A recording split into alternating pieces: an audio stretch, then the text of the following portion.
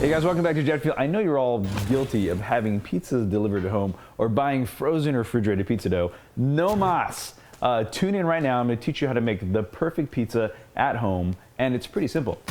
We're going to make 4 8 to 10 ounce balls, and each ball is going to make a pizza. So what I want to do first is to get exactly 400 grams of water. Now I know Americans are scared of grams, but trust me, it's really the only way. And if you go over, it's not a big deal. Look. You just take it back out and you make sure you find that perfect point. So next is going to be yeast. I'm using an active dry yeast. You could use fresh yeast, brewer's yeast. Any yeast is going to work here. Now we want 4 grams of yeast. It's almost there. Perfect. And what you're going to do is you're going to do a little stir now. Once you get a nice cloudy water, you know the yeast is doing its thing. And now we're going to add salt. So we want 20 grams of salt. Let's tear that again. Now you could actually cook this by conventional ounces, but you're not gonna get the perfect dough every time that way. That's why all bakers internationally use scales. There it is, perfect. We're gonna do 8 grams of olive oil. It's painstaking, it really is, but you want it perfect. So that's 8 right there. Baking is not one of those things like cooking where you can just kind of mess around with it. That's why we're gonna be perfect. So we're gonna use 2 kinds of flour. I want bread flour for its high gluten, its nice kind of chewiness, and we're gonna use all-purpose flour behind it to kind of back it up. So I want 306 grams of each now,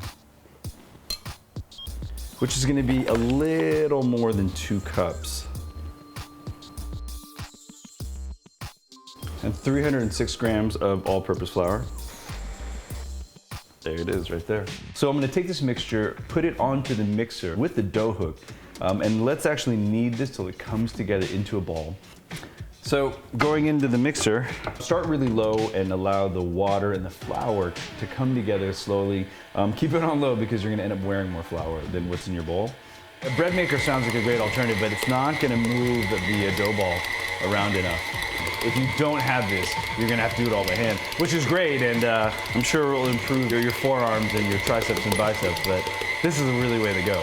Now it's a big old dough ball, so hold your machine down if it starts getting away from you and let it do all the work. We're basically at the point where the dough is just basically holding onto the ball and rotating. It's not really kneading anymore, so we're gonna take it off and actually start kneading now. So this recipe will divide into 4 perfect 8 to 10 ounce dough balls. Now I've got a little extra bench flour here. I definitely want you to not touch the flour unless you absolutely need it. So the only reason to throw down any bench flour is if you've got any dough sticking to the table, and you can see we don't here. And all I'm doing is bringing it into a ball, and then I'm using my palms to kind of push it forward. And what I'm doing is creating stronger strands of gluten. What that means on the palate is, you know, I want pizza to be crispy on the edges, chewy in the middle, and have that beautiful kind of bready texture, and that's what I'm trying to do here. So the bread is in a mass, and I'm gonna bring this into one perfect circle, and all I'm trying to do is really kind of spin it so it rolls around itself and pulls into one beautiful ball.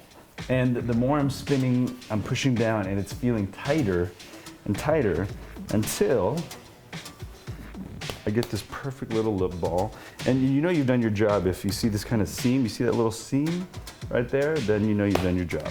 I've got my handy dandy bench scraper here, and you know you can be totally anal and measure each dough ball, but don't freak out. Just cut this thing into 4. Half first, and then halve those halves. And I want you to pull these into those perfect little balls again. You'll end up getting the feel of it. It's one of those tactile things that when you do it right, you know it, because it's kind of this perfect skin ball on top. And the bottom, again, I'm looking for that little seam right there. So that's 1, we'll do 3 more. These are gonna rest, they're gonna proof, and they're gonna be pizza. So what proofing really is allowing the yeast and the water to kind of eat and fart and burp and kind of expand this out. And what that's really doing, believe it or not, is creating that beautiful kind of yeastiness, that souring of the bread that we love so much. So it should be a little salty, it should be a little sour. That's gonna make perfect pizza. Yeah, I did say fart and burp, because that's what it's really doing. If you're in a hurry, which most of us are, again, you're gonna let these proof at room temperature for about an hour or 2. Punch them down, make your pizzas, you're good to go. It'll be fine, but to make really delicious pizza, Let these retard overnight in a refrigerator, then pull it out and let it kind of come to temperature for about an hour, and you're gonna make amazing pizza. Next time, let me teach you how to put it all together and make the perfect pizza at home. We'll see you next time on Jet Food.